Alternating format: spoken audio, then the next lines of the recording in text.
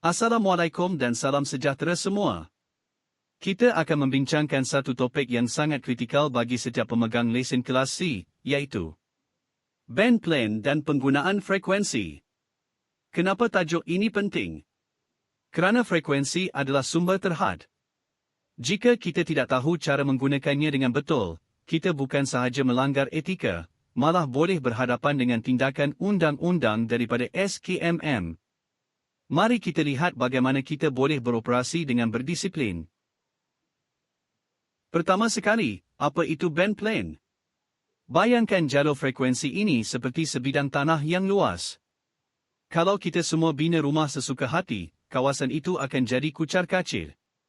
Jadi, band plan adalah pelan bandar bagi frekuensi tersebut. Ia membahagikan jalur kepada segmen-segmen kecil. Ada kawasan khas untuk CW atau kod Morse, ada untuk data atau digital, dan ada untuk voice, suara. Di Malaysia, rujukan utama kita adalah IARU Region 3. Ingat fakta ini untuk peperiksaan, Malaysia berada dalam wilayah 3. Mari kita lihat visual ini untuk pemahaman yang lebih jelas. Di sini anda boleh nampak bagaimana spektrum frekuensi dibahagikan mengikut warna. Jalur merah di hujung kiri adalah untuk CW atau kod Morse diikuti jalur biru untuk data. Kawasan hijau yang paling luas itu adalah untuk voice atau komunikasi suara. Perhatikan julat frekuensi di bawahnya, bermula dari 144.050 sehinggalah 148 MHz. Inilah cara kita menyusun lorong komunikasi supaya tidak berlaku perlanggaran atau gangguan. Kenapa kita perlu ikut band plan? Tujuan utamanya adalah untuk mengelakkan gangguan.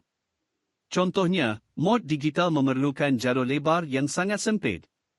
Jika ada operator masuk menggunakan mod voice, FM, dalam segmen digital, suara beliau akan menelan semua komunikasi digital di situ. Dengan mematuhi pelan ini, kita memastikan penggunaan frekuensi yang lebih cekap. Ia membolehkan lebih ramai orang berkomunikasi pada masa yang sama tanpa saling bertindir.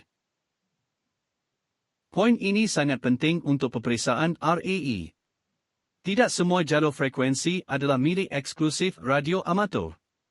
Ada jalur di mana kita hanyalah pengguna sekunder manakala agensi lain seperti pihak keselamatan adalah pengguna utama. Peraturannya mudah. Kita tidak boleh menyebabkan sebarang gangguan kepada mereka, dan jika mereka sedang menggunakan frekuensi tersebut, kita wajib berhenti atau beralih ke frekuensi lain dengan serta-merta. Seterusnya adalah tentang harmful interference atau gangguan memudaratkan. Dalam Undang-Undang Radio, ini merujuk kepada sebarang gangguan yang merosakkan, menghalang, atau berulang kali menyekat perkhidmatan komunikasi radio. Sebagai operator, anda dilarang keras melakukan gangguan secara sengaja. Jika stesen anda dikesan menyebabkan gangguan, pihak SKMM mempunyai kuasa untuk mengarahkan anda menghentikan operasi atau mengambil langkah teknikal untuk membetulkannya segera. Ada yang bertanya, siapa yang berhak guna frekuensi ini dulu? Mengikut peraturan, tiada siapa yang memiliki frekuensi tersebut. Semua pemegang lesen mempunyai hak yang sama. Walau bagaimanapun, kita mengamalkan etika kesopanan. Siapa yang sampai dulu, dia yang guna. Tetapi, tanggungjawab anda sebelum menekan PTT adalah mesti mendengar terlebih dahulu. Jika frekuensi sedang digunakan, kita perlu tunggu atau cari frekuensi lain. Jangan sesekali menceroboh perbualan orang lain tanpa sebab. Akhir sekali, asas kepada radio amatur adalah kesopanan dan kerjasama. Kita beroperasi atas dasar sukarela dan minat. Jadi, sentiasalah bantu-membantu. Jika ada rakan amatur yang tersilap guna segmen, tegurlah dengan berhemah. Jangan terus marah atau buat gangguan sengaja. Ingat, imej komuniti radio amatur Malaysia terletak di tangan anda setiap kali anda memulakan transmisi. Gunakanlah frekuensi dengan bijak dan berdisiplin. Kesimpulannya, band plan bukan sekadar cadangan, ia adalah disiplin. Fahamkan konsep primary dan secondary, elakkan gangguan, dan sentiasa amalkan sikap dengar dahulu. Selepas ini, kita akan lihat beberapa contoh soalan RAE yang berkaitan untuk pastikan anda benar-benar bersedia. Ada sebarang soalan? Guna sepenuhnya ruang komen di bawah atau di FB community saya untuk pertanyaan berkaitan kelas online RAE ini.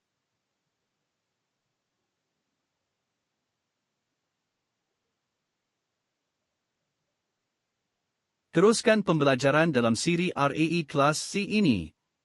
Dalam video seterusnya kita akan mula belajar modul logbook, operasi mobile, penggunaan stesen. Jika modul ini membantu anda memahami konsep radio amatur, ikuti channel ini untuk modul seterusnya dan ulang kaji peperiksaan. Kongsikan kepada rakan yang sedang bersedia untuk RAE. Terima kasih.